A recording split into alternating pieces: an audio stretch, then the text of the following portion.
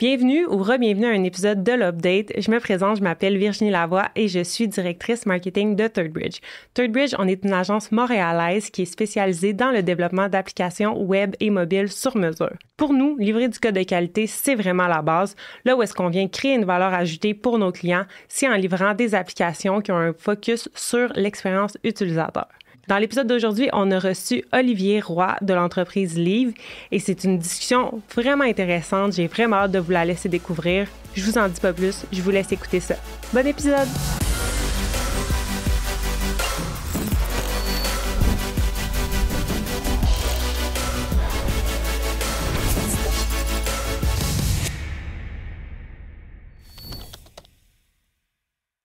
Olivier, bienvenue à l'Update. Merci. Merci d'être là, Nick. Re-bienvenue à la co-animation. Ça fait plaisir. J'avais hâte de revenir. Tellement longtemps. On pensait peut-être que nos auditeurs pensaient que je t'aimais plus. Ben, peut-être. Mais rassure-les vite. Non, j'aime toujours Nick, tout le monde. Il est toujours le bienvenu à l'Update. Olivier, merci d'avoir accepté. Tu es le CEO et cofondateur de l'entreprise Leave qui vise à unifier l'expérience en magasin et en ligne à travers le paiement sans friction. Moi, je vous ai découvert à l'événement Up cette année. Puis tout de suite, je te voyais sur le stage puis j'étais comme, faut absolument qu'Olivier vienne sur le podcast. Donc, bienvenue. Merci beaucoup. Ça fait plaisir d'être là. Ben, on est super contents. Puis, je te laisserai peut-être nous raconter ton parcours. On en a beaucoup parlé off-cam, là, fait que n'hésite pas à répéter des choses que tu nous as déjà mentionnées. C'est une histoire un peu atypique. Disons que j'ai commencé très tôt à faire de la photo-vidéo, ce qui est vraiment très loin de tout ce qui est tech. Défini très tôt? Je suis pas mal né avec une caméra dans les mains. Wow. Nice. J'ai une photo de moi littéralement avec une caméra dans les mains quand je suis bébé. Pendant ce temps-là, mon père était caméraman / réalisateur à Radio-Can. Okay. Donc, c'est sûr que c'est un peu comme dans la famille de faire de la photo puis vidéo. Donc, j'ai commencé au secondaire, ma primaire, en faire pour le fun. Puis au secondaire, commencé à faire des contrats gratuits juste pour le fun d'en faire. Et puis à un moment donné, ça commence à être payant.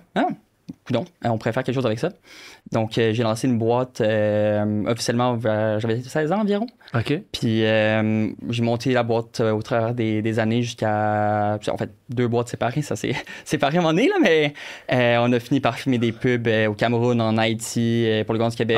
Ouais. J'allais filmer au Nicaragua et dans plusieurs pays. C'est honnêtement très trippant comme expérience. J'imagine, ouais. Et fin 2019, j'étais dans un bar avec des amis. Puis on voulait payer notre facture. Et le serveur, il arrivait pas.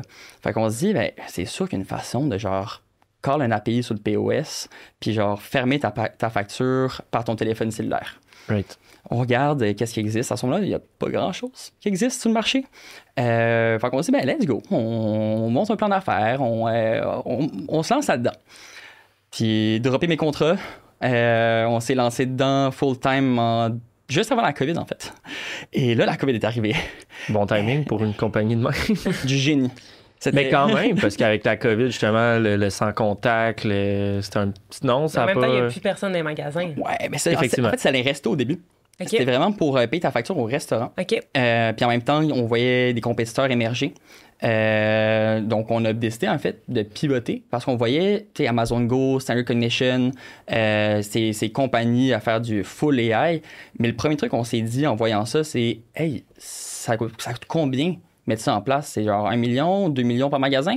Combien de caméras, combien de serveurs tu as besoin? Combien de cartes graphiques qui n'existent pas, sont toujours pas disponibles? » Donc, comment on peut dumb it down, vraiment le plus simple possible, autant pour le client que pour le détaillant, à un prix qui est vraiment abordable? On a déjà développé une partie pour la restauration. Tout ce qui est un code QR, ça lance une app web, puis tu peux check-out. Pourquoi pas juste faire la même chose pour du magasin? Tu scannes un code QR, ça lance une app web, et tu peux scanner les produits, et tu self-check-out. Donc, on a pivoté. On a lancé notre propre magasin en décembre 2020. En même temps, environ que celui de Couche-Tard, en fait, juste avant. OK. C'était en fait le premier au Canada qui était 100% sans caisse. Nice. On a volé le headline, désolé. Et au Centre Eaton, on avait loué un local, on avait acheté l'inventaire, on avait designé le local nous-mêmes. Fait que c'était votre magasin, c'était vous qui vendiez vos trucs. Puis c'était quoi que vous vendiez? Produits québécois. Donc, c'était la COVID, c'est le mouvement d'acheter local. Donc, le but, c'était vraiment de vendre des cadeaux de Noël faits ici. Puis présenter la tech, prouver que ça fonctionnait. Parce que, honnêtement, quel détaillant va genre faire confiance à 3 petits Chris à cette époque-là, 20 ans, qui disent « Ouais, on peut faire de ma technologie sans contact, un peu à l'Amazon Go, mais beaucoup moins cher. » Personne ne va faire confiance à 3 petits Chris. C'est un bon risque. En faisant ce magasin-là, ça nous a permis d'apprendre, premièrement. On a tout reconstruit la tech après. Mais aussi d'aller chercher les premiers clients. Ça nous a fait des couvertures médiatiques. Ça a parlé de nous. Donc, on a signé notre premier client environ 1 an après, qui est La Vie en Rose. Et ouais, en fait, l'histoire a commencé là. OK, j'ai 1001 questions, là. Mais, tu sais, tu dis, tu étais dans le resto 2019, tu as pensé à un API, puis là, tu revenais de la photo, mais tu avais un background en tech, tu as appris la tech ou tu as juste... Juste un peu un geek. Beaucoup de YouTube. Tech. Okay. Et au secondaire, j'étais dans un programme qu'on appelait Mythique. Les autres élèves nous appelaient les mytheux. Ça s'appelait Mythique. Ouais. Et on était supposé apprendre à programmer. On n'a pas vraiment appris à programmer. On a plus appris à genre jouer avec des Arduino puis télécharger les lignes de code que le prof t'envoyait. Mais tu sais, quand même, bon, ça donne une petite ouverture sur comment ça fonctionne. Ça te crée des réflexes. C'est ça. Puis au moins que tu sais que ça existe des API, comparé à peut-être genre le commun des mortels à l'époque qui ne savait pas c'est quoi. Aujourd'hui, c'est sûr que toutes les écoles secondaires commencent à enseigner ça parce que il me semble que c'est nécessaire. Tout le monde est mythique maintenant. Exactement, ouais.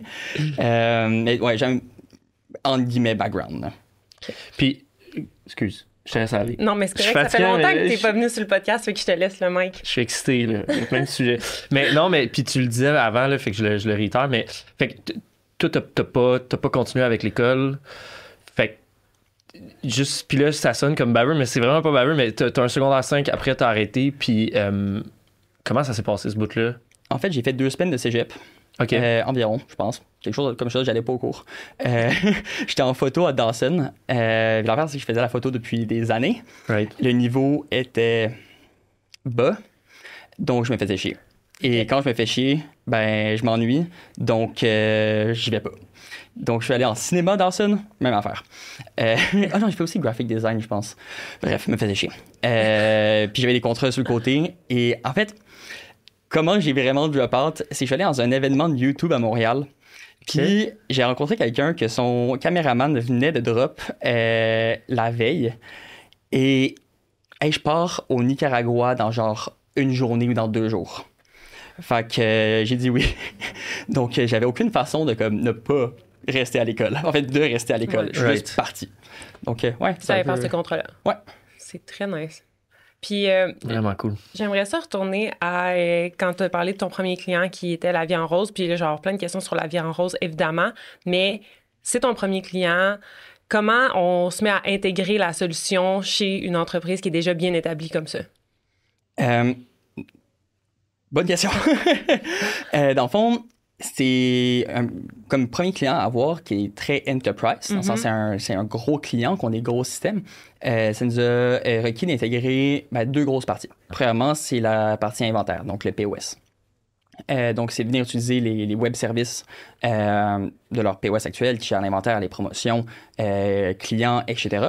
De venir connecter ça à nos systèmes pour pouvoir en fait le répliquer puis de pouvoir envoyer la donnée des transactions. Et l'autre côté, c'est le paiement. Donc, venir connecter leur PSP, leur Payment Gateway, pour accepter les transactions sans qu'ils passent par une autre plateforme et que ça vienne complètement changer leur processus de réconciliation. Ça a pris quand même un petit bout de temps à intégrer. C'est notre premier qu'on faisait aussi. On avait fait du Lightspeed aussi avant, mais je pense qu'on a viré l'intégration avec eux. Parce qu'ils ne feraient pas ça. Je sais pas si vous allez vous regarder ça dans le podcast ou pas. Pas un clip. Ouais. Mais tu serais surprise qu'on regarde dans le podcast. Parfait. Donc, le rate limiting il a fait chier. On a connecté tout ce qui était POS puis système de paiement. Aujourd'hui, l'approche qu'on prend est un peu différente. C'est sûr que faire l'intégration sur des systèmes complexes qui viennent gérer des centaines de magasins, plus des inventaires très complexes, plein de variants, les clients, c'est beaucoup de connexions à faire. Donc, et chaque détaillant est différent. Même si tu as le même POS ou le même ERP ou le même e-com, avec les plateformes un peu plus legacy, je dirais, sont toutes différents. Puis concrètement, pour la vie en rose, explique-nous peut-être, c'est quoi le case study pour un client? Genre, moi, je vais acheter, c'est quoi la plus-value pour moi, c'est quoi l'expérience? Puis pour eux, en tant que tel aussi, c'est quoi la valeur ajoutée pour ton client, c'est-à-dire la vie en rose? Ouais. Non, mais j'allais juste dire, parce que ça, c'était dans une seule succursale. Là. C'était pas intégré partout dans la vie en rose. Ouais, au début, on était à celle du Centre Eaton pour faire les tests. OK. Ensuite de ça, on a lancé dans 2 autres à Montréal. Et ensuite de ça, plus dans la région de Montréal. Et là, on est dans une trentaine environ. OK. Et la plus-value, je dirais qu'il y en a quelques-unes. OK. Comment pour le client, je dirais que c'est pas à tous les moments de la journée où tu veux utiliser ça. En grande partie, tu veux quand même avoir le service des employés, tu vas te faire accompagner. Puis quand il n'y a personne, passer à la caisse, ça prend pas de temps. Mm-hmm. Mais quand tu es en heure de pointe, c'est là que pour le faire sur ton cell, c'est pas mal avantageux. Right. Pour la vie en rose, je te dirais que 2 bons avantages, c'est capturer beaucoup de courriels clients. Parce que quand tu fais une transaction sur notre plateforme, on capture courriel client. Bien sûr, il faut que tu acceptes qu'on te partage. Là. On capture aussi toute la donnée du parcours et tout ça, on peut l'envoyer vers les systèmes. Deuxièmement, on a vu une augmentation de la valeur du panier moyen. Donc, étant donné qu'on affiche les promotions dans le panier et le total avec les promotions appliquées, donc vraiment comme sur un site e-commerce, Right. Psychologiquement, tu vas atteindre ton budget que tu as en tête complètement. Au lieu d'arriver à la caisse, ton budget c'est 70$, mais en fait, tu es à 50$, tu ne retournes pas dans les rayons chercher pour 20$ de produits. Mm-hmm. Tandis que quand tu es sur ton cell et tu vois le total, tu vas le maximiser ton budget. Donc, cette partie-là, c'est pas quelque chose qu'on s'attendait à voir, OK. mais c'est une belle augmentation de genre 22% de la valeur du panier, qui est quand même beaucoup. Ah ouais, c'est Ouais. très bon là, pour un gros commerçant de même, ça doit faire toute une différence. Là. Mais en fait, je pense que c'est quelque chose qu'on pourrait répliquer facilement dans tout ce qui est dépanneur, épicerie, où est-ce que les promotions sont quand même courantes. Tu as souvent des produits où est-ce que tu as des 2 pour 1 ou tu as plein de promotions dans le genre. Pouvoir les voir dans ton panier, hey, c'est appliqué, je sais combien j'ai dépensé, parfait. Puis plus de niaisage de coupons à la caisse, tu fais tout ça de ton bord sur ton sel, c'est génial. Là. Puis déjà, j'arrive à la caisse, hey, il y a une promotion sur le produit, veux-tu aller chercher? Non. Non, c'est ça, je veux juste m'en aller. Là. Mais justement, il n'y a que des avantages. Quels sont les freins à ces entreprises-là d'adapter une solution comme celle-là? Je dirais, premièrement, il y a l'adaptation du client qui est un enjeu, le côté organisationnel, implantation technique. Donc, tout ça, tu touches avec tellement de personnes dans l'organisation d'un détaillant que tu dois s'assurer que les gens aux opérations soient satisfaits. Il faut que le côté TI soit bien connecté. Il faut que le côté paiement avec les gens de réconciliation, eux aussi, soient contents. Donc, tu as beaucoup de pièces qui bougent dans une mise en place. Et sûr que d'un point de vue client, d'un point de vue adoption, on n'est peut-être pas où est-ce qu'on veut être aujourd'hui parce qu'il y a un peu un paradigme qu'on doit changer. C'est quelque chose qu'on a commencé à faire dans les déploiements récents qu'on a fait. L'idée de la caisse traditionnelle, c'est un emplacement, c'est un aimant à employé et un aimant à client. Du moment qu'il y a une caisse quelque part, les gens vont aller vers la caisse. Mais si on prend l'exemple d'un magasin Apple, il n'y a pas de caisse. Les employés vont te faire check-out sur un téléphone mobile. Ou tu peux même prendre du Scan & Go avec des codes QR qui sont un peu partout dans le magasin. Il n'y en a pas de caisse. Et c'est une expérience qu'on connaît depuis des années. Ouais. Pourquoi est-ce que personne d'autre prend cette expérience-là? C'est plus ça la question que j'aimerais, dans un sens, amener. C'est nous, ce qu'on fait comme technologie, c'est vraiment juste un outil pour changer l'expérience client en magasin, pour venir faire un peu une expérience à la Apple. Ouais. Donc, un des déploiements qu'on fait en ce moment, il ne va plus avoir de caisse physique qu'on voit dans le magasin. Ça va être comptoir de service. Donc, tu vas là un peu à la Genius Bar pour avoir des conseils. Et chaque employé dans le magasin a dans leur téléphone un Shopify POS qui accepte les paiements en tap ou en carte sur un téléphone mobile. Vraiment, c'est juste un téléphone que tu tapes la carte dessus puis ça l'accepte. Et les clients peuvent aussi self-checkout sur leur téléphone cellulaire. Donc, le fait que tu n'as pas de caisse fait que les gens sont plus amenés à trouver comment ça fonctionne. Puis une fois que tu le sais, tu le fais une fois, parfait. Soit je vais voir un employé ou soit tu le fais par toi-même.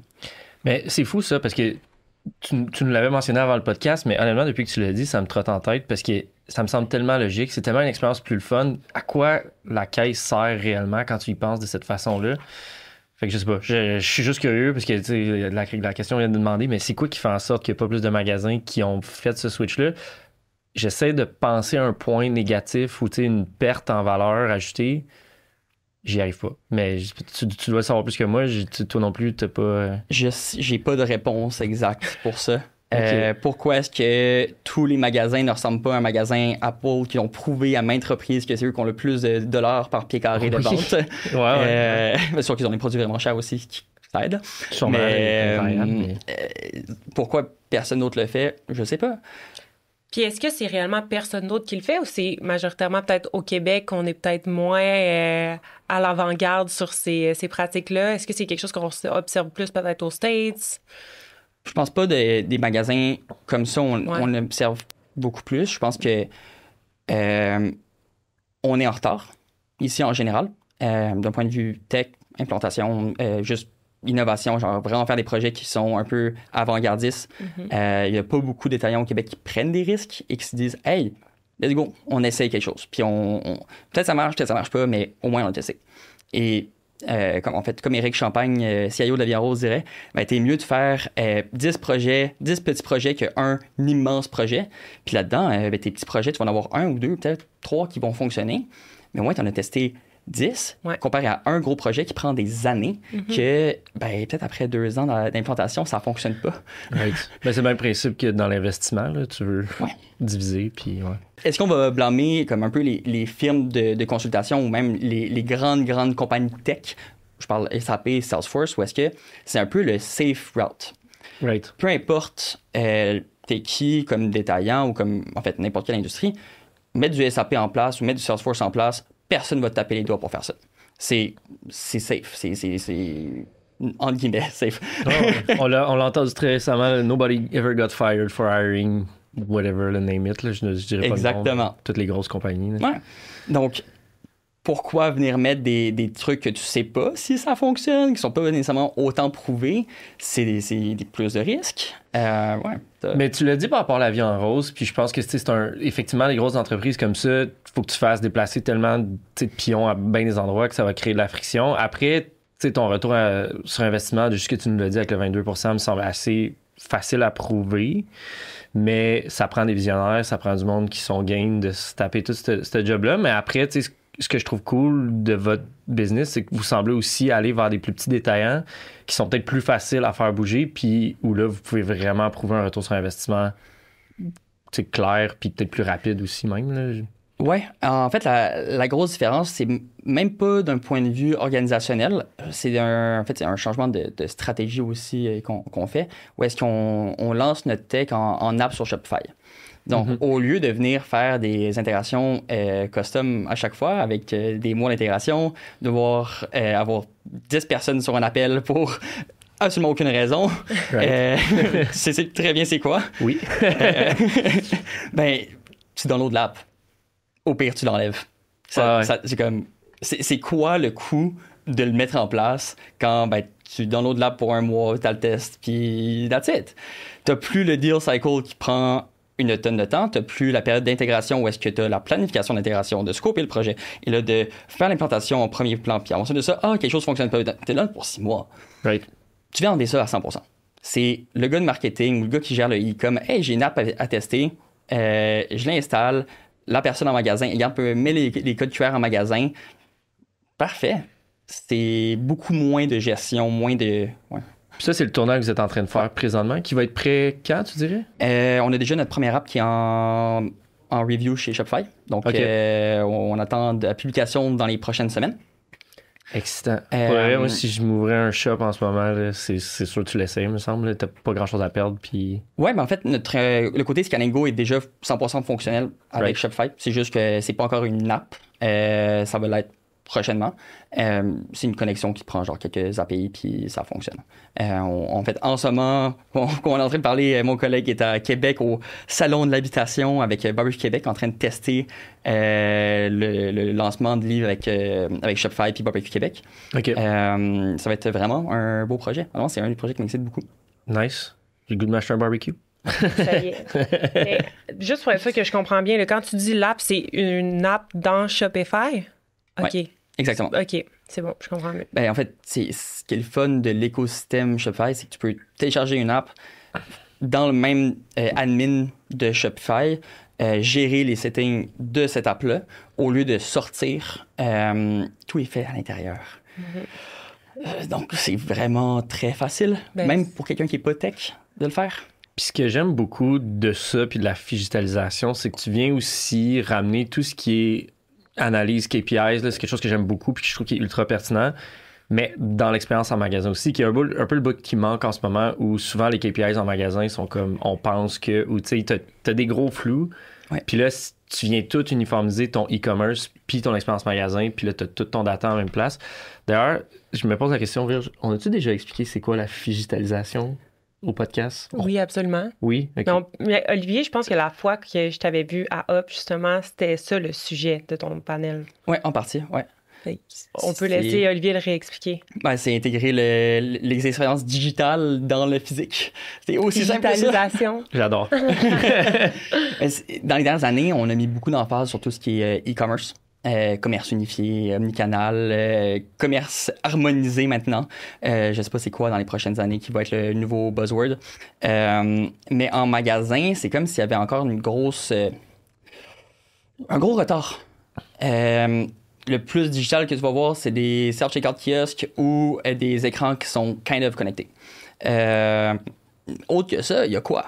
À l'époque, on avait les miroirs intelligents. Ça n'a pas vraiment pogné, on va dire.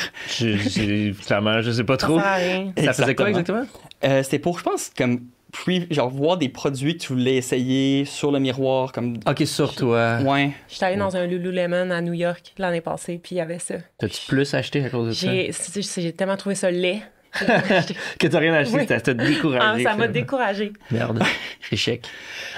Mais oui, je pense que la prochaine frontière de tout ce qui est commerce unifié va être en magasin. Genre, on a besoin de mettre de l'effort là-dessus parce que on parle de marketing, de remarketing, de pouvoir avoir un panier que tu peux faire du endless aisle ou magasiner de chez toi, magasiner du site web ou du magasin des produits qui sont pas en stock, par exemple. Mais ça prend de la tech en magasin, ça prend une façon d'interagir avec ces inventaires-là. Le côté commerce en ligne, la tech, je pense, est déjà très bien. Ben là, il faut connecter ça avec le magasin physique. Puis c'est pas juste une question de tech, c'est vraiment une question d'expérience. Comment on va l'expliquer aux clients, comment on va s'assurer qu'ils savent que ça existe. Right. Même de point de vue design d'expérience et de layout de magasin, ça va changer. Il faut mettre de l'effort autour de ça. Parce que là, tous les chemins ne mènent plus à la caisse. Il n'y en a plus de caisse. C'est ça. Exact. Puis c'est un peu un constat qu'il y avait aussi, parce que, tu sais, pendant la COVID, c'était comme, tout le monde se tourne vers l'e-commerce, that's it. Il n'y a plus de magasin physique. Puis, tu dois connaître ça mieux que moi, mais j'avais cru comprendre que finalement, le constat après la COVID, c'est que les gens, ils retournaient carrément, puis les stats étaient sensiblement les mêmes qu'avant, right? Ça a été un retour presque... Oui, environ, dépendant des périodes de l'année puis des régions dans le monde. Mais oui, on est environ à 80% encore en magasin de toutes les ventes, surtout en Amérique du Nord puis Europe. Le monde je pense que la grosse différence sur le magasin aujourd'hui qui a un peu changé, avant, tu allais en magasin pour acheter un produit. Aujourd'hui, tu peux acheter les produits n'importe où. C'est pas pour ça que tu vas au magasin, c'est que tu veux l'expérience, tu veux parler à un humain, tu veux le contact, tu veux toucher les produits, tu veux voir la taille, etc. C'est vraiment la raison à changer. C'est plus juste j'ai besoin de quelque chose. Tout ce qu'on appelle convenience, on l'a en ligne. Là. On a de la livraison à une journée. Je pense qu'on a atteint le sommet de la convenience dans l'industrie du retail en e-com, dans un sens. En magasin, le convenience, c'est important, mais c'est pas juste ça. C'est vraiment... mettons, on peut prendre l'exemple des Gen Z. Ils n'ont pas beaucoup de voitures. En fait, la majorité n'ont pas de voiture. Tu vas dans un magasin comme Ikea. Tu veux acheter un meuble. Tu n'as aucune façon de le ramener chez toi si tu n'as pas de voiture. Non. Donc, tu vas le faire livrer. Donc, comment est-ce que tu le fais livrer? Mais avoir cette façon de simplifier ce parcours d'achat-là, sur ton cell, tu peux faire ton panier. Tu décides que c'est de la livraison, puis c'est livré chez toi.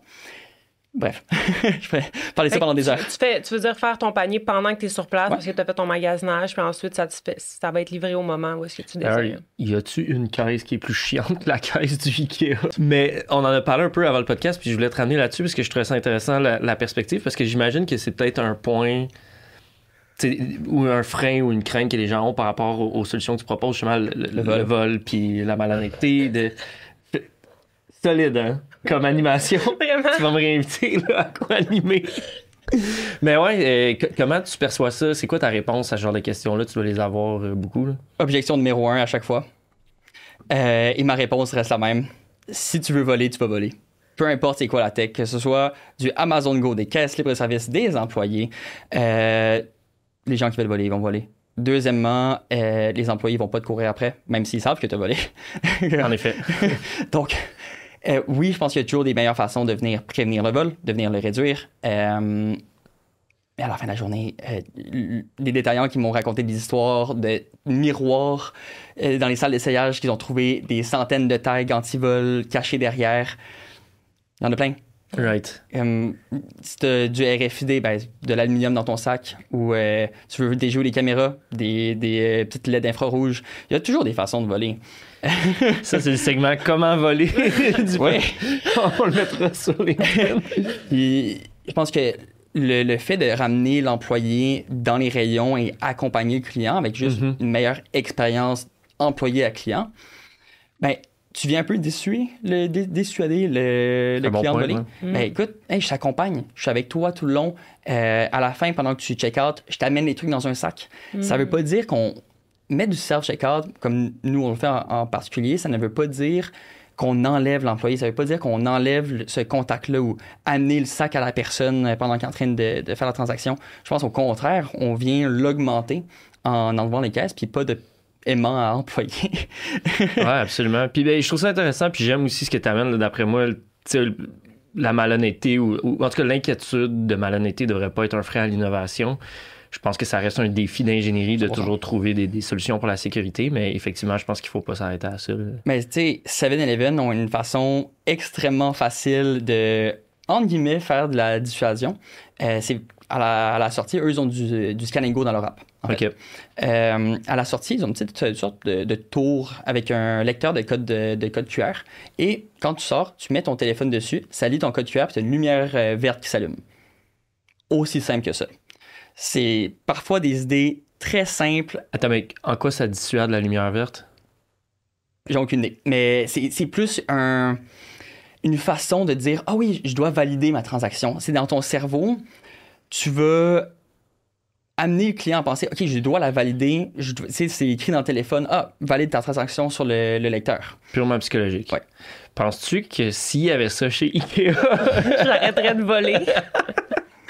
Ben, pourquoi est-ce que dans les épiceries, ils mettent quelqu'un qui regarde ta facture parfois, ou chez Costco, ben, c'est aussi beaucoup psychologique. Ouais, là. effectivement. Oui, qui regarde pas pour vrai. Hein. C'est ça.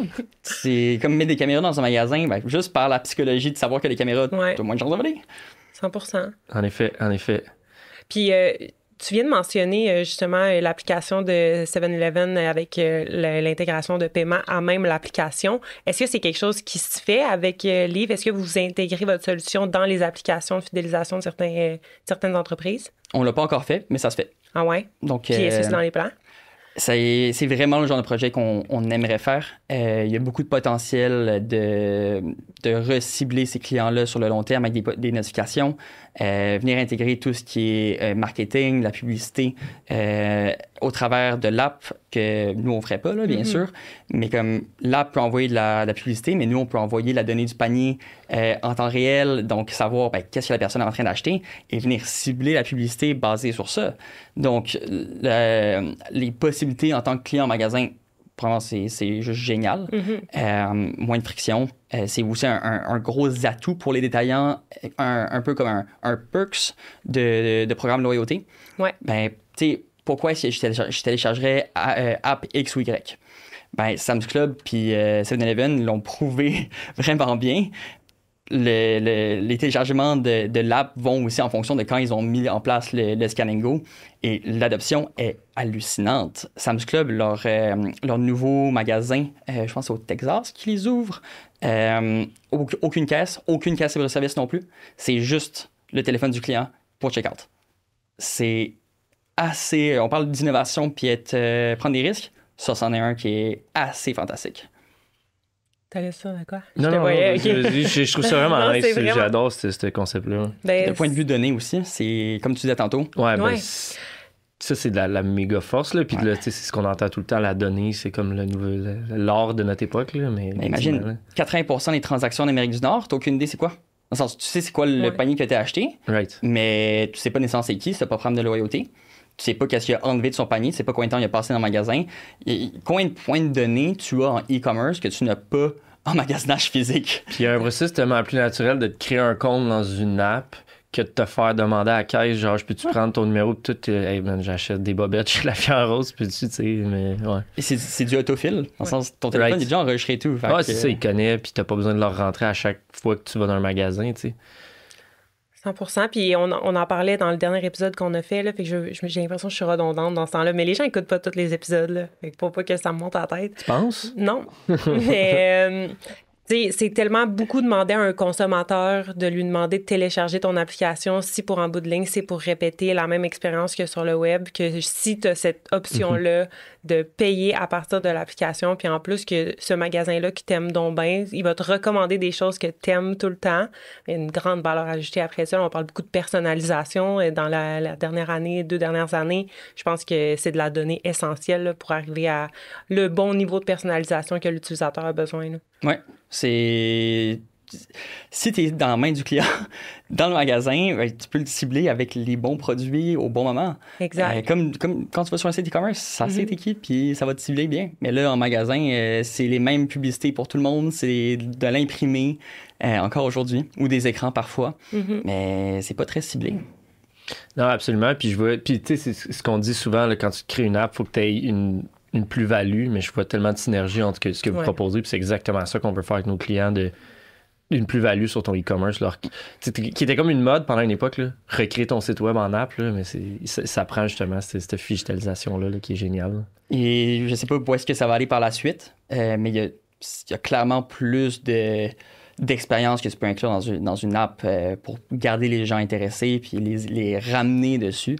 Tu sais, on parlait un peu de livraison avant. Mais j'ai oublié c'est quoi le nom de la... C'est une chaîne un peu de dépanneurs, mais je pense qu'ils n'ont même pas de dépanneurs aux États-Unis. Okay. Et c'est juste une app de livraison de produits de dépanneurs. Et c'est énorme. GoPuff. Ouais. OK. L'app fonctionne vraiment, vraiment, vraiment bien. Et c'est juste la livraison. OK. De produits de dépanneurs, genre des chips? Ouais. Hein? C'est des chips, puis ils ont des millions de users. Ah! Ben, c'est intéressant. Puis en plus, il me semble, le dépanneur, on le sait, c'est cher, là. C'est parce qu'ils font des méga marges. Fait que, l'épicerie, mais j'avoue que si c'est pas instantané, j'imagine que c'est ça leur plus-value, là, c'est que ça doit être super rapide que tu te fais livrer tes chips. J'ai pas assez exploré le modèle pour comme faire un gros compte rendu. Ouais. Mais j'ai vu quelques stats, puis coudonc, ça vend donc bien la livraison de chips. Écoute, quand tu veux tes laces. Mais il y a une question qui me démange depuis tantôt. Il s'est passé quoi avec ton magasin au Centre-Étienne? On avait loué seulement pour 1 mois. OK. T'as-tu vu le coût de loyer au Centre-Étienne? J'ai jamais loué quoi que ce soit là-bas. Mais... C'est cher, hein, j'imagine. On peut pas payer plus qu'1 mois. OK. Puis c'était vraiment un proof of concept de... OK. Ouais. Ben, c'est cool, pareil. Oui, ça permet d'apprendre. Puis, honnêtement, il y a beaucoup d'États qui font ça. Sam's Club, ce sont les meilleurs à faire des POC. Ils ont... je pense comment ça fonctionne? Ils ont comme 2 magasins collés. Un, c'est juste pour tester les expériences avec les employés. Et ceux qui fonctionnent, ou nouvelle tech, expérience, etc., tout ce qui fonctionne, ils amènent ça à un magasin qui est juste à côté, qui est le magasin d'innovation, où est-ce que tu as des vrais clients. Donc, ils testent en premier lieu avec les employés qui vont travailler là. Ils testent avec un groupe fermé de clients. Et ensuite de ça, ça se répand dans les autres magasins. Mais c'est comme un gros lab, un peu comme l'idée du lab à McGill avec Couche-Tard, mais sur une échelle de plusieurs milliers de pieds carrés. Genre dizaines de milliers de pieds carrés. C'est vraiment intéressant, ça. Ah, c'est tellement cool. Je suis pas un grand magasineur, mais on dirait que tout ça fera en sorte que ça donne le goût, tu sais, Le petit road trip à Pittsburgh, pas à Pittsburgh, à Plattsburgh vaut la peine pour aller tester le Sam's Club. OK. Voyage à faire. Ouais, ben quand même. Je te passerai ma carte de membre. Ah ouais? Volontiers. Mais justement, on revient un peu sur les magasins physiques, puis on n'a pas encore parlé du projet avec Mamie Clafoutis, puis là, le temps file, fait que je veux absolument qu'on en parle. Veux-tu nous en dire un peu plus à ce sujet-là? Honnêtement, c'est aussi un des projets que j'ai trouvé le plus tripant des derniers mois et dernières années. Qui aurait pensé qu'une boulangerie vienne nous voir et dise « Hey, on veut faire comme de l'autonome et enlever les caisses. » J'aurais jamais pensé ça de ma vie.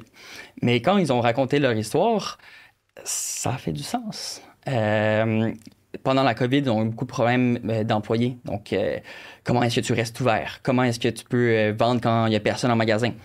Et eux, ça faisait longtemps qu'ils regardaient des solutions, un peu plus d'automatisation, comment ils peuvent rendre le magasin plus efficace.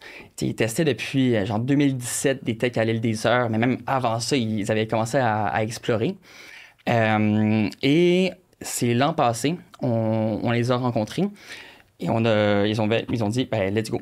On enlève les caisses, on fait un c'est du POS mobile pour les employés et Scan & Go pour les clients. Donc, les deux fonctionnent en parallèle.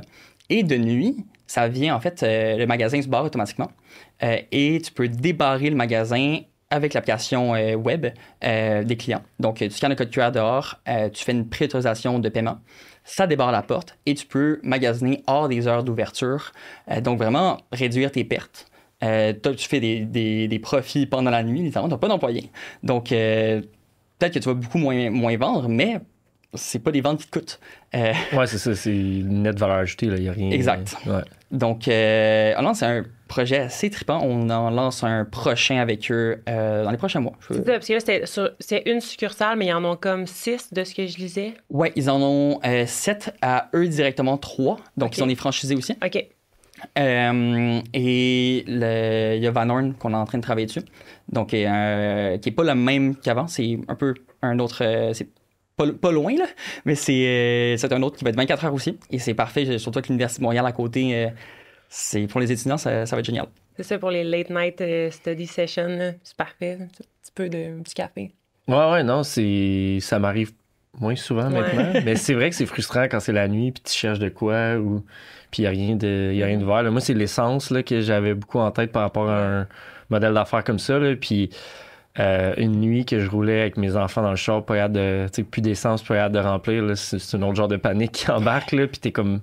Il n'y a pas de paiement à la pompe quand les... Ben écoute, moi, j'en trouvais pas, fait que j'arrêtais là, toutes les stations-service que j'étais capable, puis ça prend une station-service 24/7, parce que, tu sais, quand tu vas, même quand tu payes à la pompe, ils te débloquent la pompe de l'intérieur, les commis. Ouais. Fait que il y a comme pas... En tout cas, peut-être, sûrement que ça existe, là, puis je veux dire, on travaille des trucs comme ça aussi avec Couche-Tard, mais je pense qu'au Québec, il n'y a pas tellement de ça. Fait que soit il y a un commis, soit il manque d'essence. Fait que ça peut être long, là, trouver des stations-service 24/7. Puis j'étais ça à 10 quand même, là, fait que c'est pas comme une autoroute passante. Anyways, une des périodes les plus stressantes que j'ai vécues. Fait que, mais ça, je vois beaucoup de potentiel là-dedans. C'est sûr. Puis, tu sais, le classique aller au chalet à 7 h le soir, où t'es dans le trafic, puis t'arrives, crime, on n'a pas de lait pour demain matin, on n'a pas de jus d'orange. Ouais. Où est-ce que tu vas aller? Genre, tu trouves un couche-tard ou tu trouves un dépanneur qui est supposé être ouvert, mais ils sont tous fermés. Donc, où est-ce que tu achètes ton lait? Right. Et rendre ces magasins-là autonomes pour les membres de loyauté. Crime, mais tu viens faire quelque chose qui est un gros bonus pour s'inscrire en tant que membre. Ouais, bon. Ben, c'est win-win-win, là. Il y a personne qui perd là-dedans. Là. Puis je trouve ça tellement nice qu'une PME comme ça ait pris le risque d'investir. Même pas un risque, là, parce qu'on le sait que ça va marcher, là, mais qui ose investir là-dedans alors qu'il y a plusieurs grandes entreprises qui font pas le move encore. C'est vraiment un beau case study, puis bel exemple à suivre. Là. Ils ont gagné un prix il y a pas longtemps de... genre meilleur projet d'innovation de l'année, un truc comme ça. J'ai oublié c'est quoi le nom du prix exactement. Mais c'est votre projet? Oui. C'est avec McGill qui les a accompagnés aussi, l'école Ben Sadoun. Donc c'est vraiment très le fun parce que une PME qui dit « Hey, let's go, on casse les normes, on enlève toutes les caisses parce que quelle boulangerie vous êtes allé dernièrement où est-ce qu'il y a pas de comptoir? » Il y a tous un long comptoir où est-ce que tu trouves un employé, là, il est avec quelqu'un, là, tu cours partout. C'est jamais clair où commander dans une boulangerie maintenant que tu penses. C'est l'enfer. Genre, tu peux pas voir tous les produits bien. Tandis que là, tu arrives, il n'y a plus aucune barrière. Il y a plus cet élément de comptoir qui cache tout. Tu rentres, tous les produits sont accessibles. L'employé t'accompagne. Hey, pourquoi? Genre, t'as besoin de quoi? Voici nos nouveaux produits. Donc, t'as un contact très différent avec le boulanger ou ces employés-là. Ça revoit vraiment aussi le rôle du caissier ou de la caissière, là, du sens où c'est plus un rôle de caissier-caissière, c'est un rôle conseil. Tu es là pour conseiller, tu crées une relation, t'amènes à l'expérience.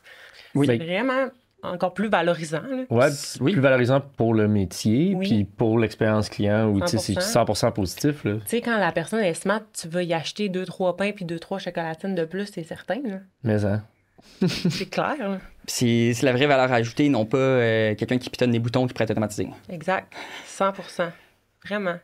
C'est très cool. Mais c'est un gros win, puis c'est ce que je trouve vraiment cool de votre modèle d'affaires, de permettre justement à des PME puis à des plus petites entreprises, puis pas juste des méga corporations d'amener cette innovation-là. Fait que, félicitations pour ton idée. C'est vraiment inspirant, sincèrement. J'adore. Puis, je sais pas si c'est indiscret, puis on peut le couper, là, si ça l'est.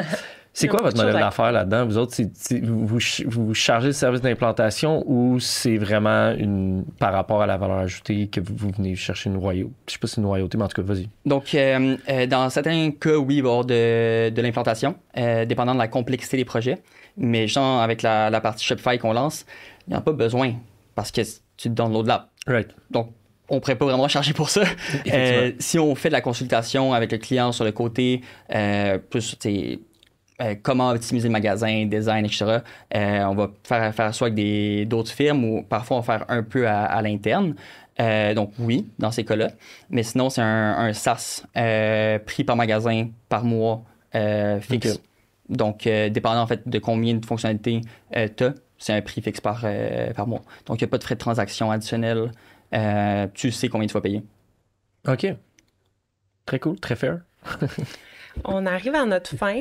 Fait que c'est vraiment intéressant, ça a passé tellement vite. On va faire le segment dans le chapeau, sans chapeau, mais inquiétez-vous pas, tout le monde, Olivier aura son chapeau Third Bridge lui aussi, c'est juste, je l'ai oublié. Fait que, une de nos questions, Bonnie, qu'on pose à tout le monde, puis qu'on veut savoir quelle est ta réponse, c'est quoi l'application mobile que tu utilises le plus? LinkedIn. C'est la première fois qu'on l'a comme réponse, je pense. Hein?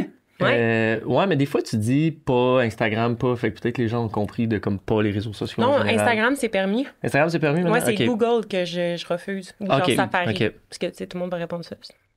Mais, LinkedIn, tu DM les gens pas mal? En fait, je trouve que c'est une bonne source d'information et même genre d'apprentissage. Ouais. Il y a tellement des beaux case studies à trouver, des gens qui donnent beaucoup de valeur. Ouais. Donc, tant qu'à scroller Instagram puis voir du n'importe quoi, scroller LinkedIn puis voir des trucs pertinents. Ouais. Genre, tous les articles de blog que je consomme, j'en parlais ce matin justement, c'est des articles LinkedIn. C'est pas sur... Il semble faire un gros push là-dessus, LinkedIn, là, vraiment mettre ce volet-là de l'avant. Puis effectivement, c'est des bons articles. Est-ce que tu publies beaucoup? Pas assez. Pas assez? OK, jamais. Ah ouais? Ton background en marketing, faut... Ouais, faut que je m'y mette. Ouais. Surtout là, avec le push marketing, je vais m'y mettre. C'est une question de finaliser quelques dossiers. Mais on met la pression. Allez le suivre, comme ça, il n'y aura pas le choix de... Ben justement, où est-ce qu'on te suit? Où est-ce qu'on vous suit, toi et Yves? LinkedIn? Ouais, LinkedIn. C'est le seul réseau en ce moment, au jour qu'on se parle, qu'on a. On va bientôt plus se lancer sur YouTube, Instagram et Facebook, bien sûr, mais... Bon, c'est pas notre clientèle qui va nécessairement être là, mais oui, surtout LinkedIn. Très cool. Ben Olivier, merci beaucoup. C'était tellement intéressant. J'ai adoré notre discussion. J'ai adoré l'animation de Nick également. Merci. Je vais être réinvité. Merci de m'avoir. C'est super apprécié. Ben pareillement. Au plaisir de te revoir sur le podcast dans 1 an. Puis là, Liv va être intégré partout. Comme vous voulez. Merci. Merci beaucoup, Olivier. Très plaisir.